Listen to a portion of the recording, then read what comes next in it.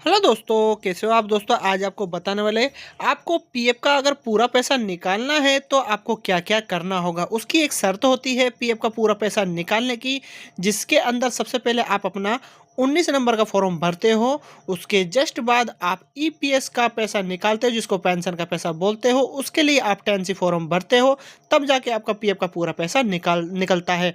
ठीक है, याद रखना दोस्तों, आपके पीएफ के अंदर जब तक एक्सिट डेट डलेगा, जब तक एक्सिट डेट नहीं डलेगा तब तक आप एडवांस का ही निकाल पाओगे।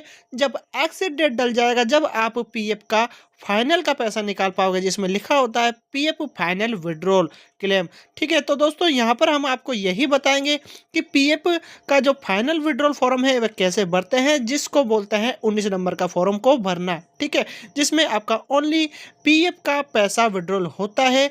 और दोस्तों, अगर आपको पीएफ का पूरा पैसा निकालना है, पूरे में पेंशन का पैसा इंक्लूड हो जाता है। इसका मतलब पीएफ का पैसा साथ में पेंशन का पैसा, तो दोनों का प्रोसेस मैं आपको समझा दूंगा। लेकिन सबसे पहले 19 नंबर का फॉर्म आपको भर के से दिखा रहा हूँ कि कैसे हम भरते हैं, जिसको पीएफ का फाइनल का पैसा निकालते हैं। तो दोस्तों, चैनल पर अगर आप नए हो तो प्लीज़ चैनल को अभी से सब्सक्राइब आप जरूर कर लेना, क्योंकि हम ऐसे ही वीडियो आपके लिए लाते रहते हैं जो आपको हर इंफॉर्मेशन देते रहते हैं। तो चलिए वीडियो में आपको पूरा प्रोसेस समझाते हैं, बताते हैं। दोस्तों, जब भी आप अपना पीएफ का पूरा पैसा निकालते हो तो दोस्तों सबसे पहले आपको यह चेक कर लेना है कि आपकी डेट ऑफ एग्जिट, सेंडिंग और यहाँ पर हिस्ट्री आप देख सकते हो। सेंडिंग जो हिस्ट्री है उसको आप देख लो, चेक कर लो कि वह एक्सिट डेट डला हुआ है या नहीं डला हुआ है। तो देखो मैंने यहाँ पर शॉर्ट सर्विस का डेट डाल दिया है, एक्सिट डेट डाल दिया है। अब इसको देखने का तरीका है, आप देखो यहाँ पर जो आपको दिख रहा है ना, डेट ऑफ ज्वाइनिंग ईपीएफ। ठीक है, और यहाँ पर लिखा हुआ है डेट ऑफ एग्जिट ईपीएफ। ठीक है, दोनों लिखा हुआ है, आप देखो। मतलब ये ज्वाइनिंग है, ये है एग्जिट है, दोनों दिखा रहा है। मतलब कंपनी में कब आप ज्वाइन हुए हैं, कब आपने कंपनी को छोड़ा है, एक्सिट डेट, तभी जाके आप अपना पीएफ का पूरा पैसा निकाल पाते हो दोस्तों।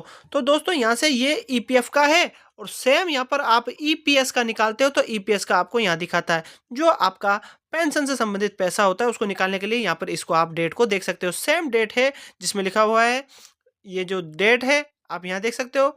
और ये डेट जो आपको यहाँ दिख रहा है ये देख सकते हो, जिसमें लिखा है date of joining EPS, date of exit EPS. जो पीएफ का जो पेंशन का पैसा होता है ना, पेंशन के पैसे की बात चल रही है। तो दोनों आपको चेक कर लेना है कि आपके दोनों में यहाँ पर लग गया है डेट। तो यहाँ पर हमारा डेट ऑफ एग्जिट डल चुका है, आप देख सकते हो यहाँ पर। और जो रीजन है, रीजन आप देख सकते हो, एक शॉर्ट सर्विस का रीजन यहाँ पर आया हुआ है। शॉर्ट सर्विस मतलब कम समय के लिए हमने कभी काम किया था, तो उसके बाद हम हमारा पीएफ का पूरा पैसा निकालेंगे। तो चलिए दोस्तों, अब पीएफ का पूरा पैसा निकालने का जो नियम है, पहले ये है, सबसे पहला आपको डेट ऑफ एग्जिट डाल देना है। कैसे डालते हैं, ऑलरेडी चैनल पर वीडियो है, आप जाके देख लेना। सानू गोडियाल चैनल पर आपको वीडियो मिल जाएगी। आपको बस इतना सा डालना है, सानू गोडियाल यूट्यूब चैनल, या फिर आपको डालना है सानू गोडियाल पीएफ में एक्सिट डेट कैसे डाले, इतना सा लिखना है आपको। ऑटोमेटिक वीडियो आ जाएगी, आप देख के सीख जाओगे। ठीक है, अब यहाँ से एक्सिट डेट डल चुका है। अब पीएफ का विड्रॉल फॉर्म भरना सिखा रहा हूँ। देखो दोस्तों, अब यहाँ पर सबसे पहले आपको जो ऑनलाइन सर्विस का जो ऑप्शन दिख रहा है ना, मैं आपको दिखा देता हूँ। पूरा पैसा निकालने के लिए आपको करना क्या है मैं बता रहा हूँ। ऑनलाइन सर्विस का जो ये ऑप्शन है ना, इस पर आपको क्लिक करना है दोस्तों। जो claim form 31 19 10C and 10D का जो ऑप्शन दिख रहा है, इस पर आपको क्लिक करना है। अब दोस्तों, जब आप इस पर क्लिक कर दोगे ना, तो आपके सामने ये एंटर बैंक अकाउंट नंबर मांगेगा, तो आपको यहाँ पर बैंक अकाउंट डाल देना है। और वेरीफाई जो ऑप्शन यहाँ पर दिख रहा है, इस पर क्लिक कर देना है। तो चलिए हम इसे डाल के आगे बढ़ते हैं। दोस्तों, जब आप एक्सिट डेट डाल दोगे ना, तो आपको यहाँ यस नो का ऑप्शन दिखेगा, तो आपको यहाँ यस वे क्लिक कर देना है। अब दोस्तों, आपको यहाँ समझना है, बस थोड़ा सा मैं समझा रहा हूँ, आपको ध्यान देना। अब दोस्तों, जब आपका यहाँ पर एक्सिट डेट नहीं डाला हुआ था, यहाँ पर इस जगह पर ईपीएफ में और ईपीएस में, तो इसका मतलब आप एडवांस का ही पीएफ निकाल पाते हो, और रीजन आपका एकदम ब्लैंक रहता है, खाली रहता है। यहाँ पर हमारा जो एक्सिट डेट है डल चुका है, ऑलरेडी आपको शो भी कर रहा होगा, आप यहाँ देख भी सकते हो, या एक्सिट डेट डल चुका है ईपीएफ का और ईपीएस का, दोनों का डल चुका है। रीजन को अगर आप चेक करते हो तो रीजन जो लिविंग का है वह शॉर्ट सर्विस का दिखा रहा है कि हम कंपनी को छोड़ चुके हैं शॉर्ट सर्विस के रीजन से।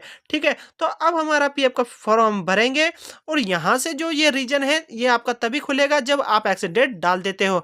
अब हम 19 नंबर फर्क भर के ईपीएफ का पूरा पैसा निकालेंगे। उसके जस्ट बाद हम 5 मिनट या 2 मिनट का रेस्ट करके फिर ईपीएस का पैसा निकालेंगे, जिसको पेंशन का पैसा बोलते हैं, टेंसी फॉर्म भर के। ठीक है, क्लियर? तो चलिए मैं यहाँ से प्रोसेड फॉर ऑनलाइन क्लेम जो आपको दिख रहा है इस पर मैं क्लिक अब कर देता हूँ। अब दोस्तों बस मैं आपको थोड़ा यहाँ से समझा रहा हूँ। यहाँ पे दोस्तों आप देखिए, यहाँ पर जो डेट ऑफ जॉइनिंग है ये आपको दिख रहा होगा, डेट ऑफ लिविंग है जिसको हम कारण छोड़ना है, मतलब छोड़ने की जो दिनांक है हमारी वह दोनों नजर आ रही है। Date of joining, date of exit, मतलब हम हमारा 19 नंबर फॉर्म भर सकते हैं और ईपीएस जो पेंशन का पैसा है वह भी निकाल सकते हैं। ठीक है, अगर आपका यहाँ पर एक्सिट डेट डाला हुआ नहीं होता है, डेट ऑफ लिविंग डाला हुआ नहीं होता है, तो आप एडवांस का पैसा ही निकाल पाते हो। तो दोस्तों हमारा फॉर्म कैसे खुलेगा, वो नीचे की तरफ आपको एक ऑप्शन नजर आता है, तो चलिए मैं उस पर लेकर आपको चलता हूँ। ये देखिए दोस्तों, अब मैं आपको दिखा रहा हूँ, समझा रहा हूँ, यहाँ से समझना ज़रूरी है क्योंकि मैं आपको सभी चीज़ें समझाता हूँ ताकि आपको सभी प्रोसेस समझ में आए। ये देखो दोस्तों, डेट ऑफ जॉइनिंग हमारा डल चुका है, डेट ऑफ लिविंग हमारा डल चुका है, मतलब हम तैयार है 19 नंबर फॉर्म को भर के हम पीएफ का पूरा पैसा निकालेंगे। अब यहाँ से कारण भी हमारा डल चुका है शॉर्ट सर्विस का, डेट ऑफ एग्जिट है, डेट ऑफ हमारा जॉइनिंग है, ठीक है, लिविंग जिसको बोलते हैं उसके बाद, है ना।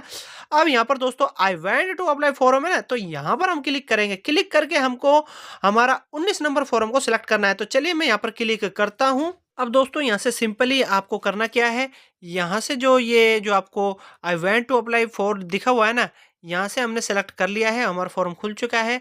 अब दोस्तों यहाँ पर मैं आपको दिखा देता हूँ, जो फॉर्म है हमारा 19 नंबर भरने के लिए तैयार है। ओनली पीएफ विड्रॉल, पीएफ का जो पैसा है ना ओनली वही निकल पाएगा आपका। ठीक है, अब यहाँ से दोस्तों अपलोड फॉर्म 15G मांग रहा है, यहाँ पर कंपलसरी नहीं है, जिस पर स्टार होता है तो कंपलसरी का मतलब आपको कंपलसरी फॉर्म भरना है।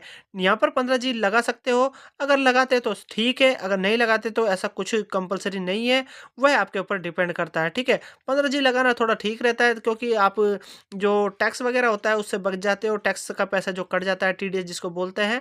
ठीक है, तो अब आपको यहाँ पर हमारे पास ऐसा कोई है नहीं, कम सर्विस है, तो कोशिश करेंगे यहाँ नहीं लगाने की।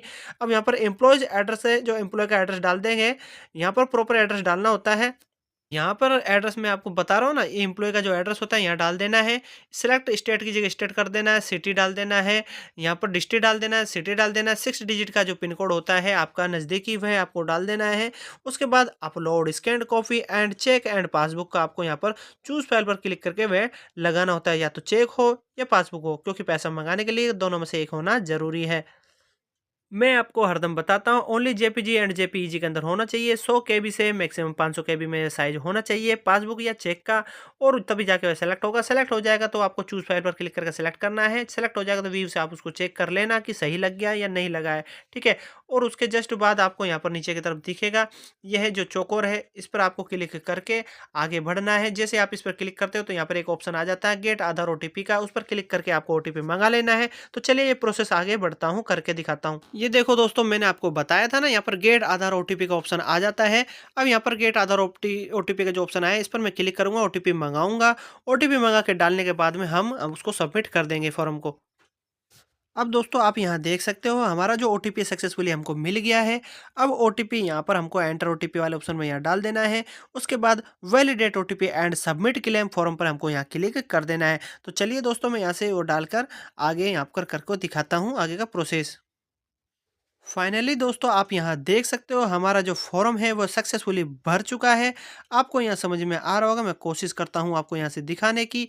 यहाँ पर लिखा हुआ है OTP has been verified, eKYC updated and finally claim withdrawal claim form submit successfully on unified portal, please click here to view PDF।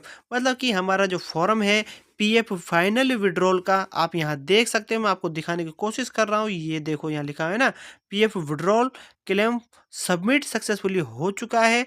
अब यहाँ से हम इसका क्लिक हेयर पर क्लिक करके PDF भी ले सकते हैं। यहाँ पर लिखा हुआ है पीएफ का पैसा जो फाइनल होता है जिस पे लिखा है पीएफ फाइनल विड्रॉल, ठीक है? मतलब कि 19 नंबर फॉर्म हमने भर दिया है, कंप्लीटली हमारा सक्सेसफुली यूनिफाइड पोर्टल पर जा चुका है। अब इसका जो प्रोसेस है कम से कम बता रहा हूँ मैं दोस्तों, कम से कम 12 से 13 दिन का समय लगता है।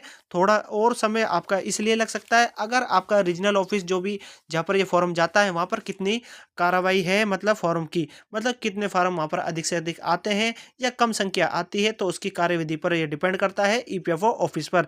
अब वह इसको कितने दिन में सेटल्ड करता है या इसको रिजेक्ट करता है, क्योंकि काम अगर आपका अधूरा होता है तो रिजेक्ट भी हो सकता है, ऐसा नहीं है हरदम फॉर्म सेटल्ड होता है, ठीक है? तो दोस्तों यहाँ पर पीएफ विड्रॉल फॉर्म हमने भर दिया है, फाइनली विड्रॉल का फॉर्म भर चुका है। अब दोस्तों आपको यहाँ पर जो पैसा है वो कम से कम आपको 15 से 16 दिन के अंदर आपका पीएफ का पैसा आपके अकाउंट तक आ जाता है। तो आशा करता हूँ दोस्तों यह वीडियो आपको समझ में भी आया होगा और पसंद भी आया होगा, और आप इस वीडियो के माध्यम से 19 नंबर भर के पीएफ का पूरा पैसा निकालना आप सीख गए होंगे, जिसको पीएफ फाइनल विड्रॉल फॉर्म कहते हैं।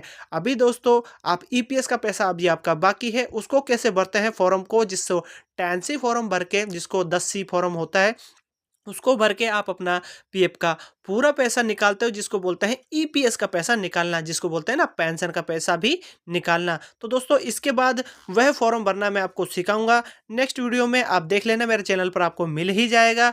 और दोस्तों उससे आप अपना पीएफ का पूरा पैसा निकल जाएगा फिर आपका। तो दोस्तों आशा करता हूँ ये वीडियो आपको समझ में भी आया होगा और पसंद भी आया होगा। तो दोस्तों कैसा लगा मेरी वीडियो? अगर मेरी वीडियो आपको पसंद आए तो लाइक करें, आगे शेयर करें, और दोस्तों ऐसे ही वीडियो पाने के लिए मेरे चैनल को प्लीज़ सब्सक्राइब आप जरूर कर लेना, क्योंकि आपको ऐसे ही अपडेट और ऐसे ही वीडियो मिलते रहेंगे, जिससे आपको हरदम हेल्प मिलती रहेगी। तो मिलते हैं नए और नेक्स्ट वीडियो में, जब तक के लिए जय हिंद।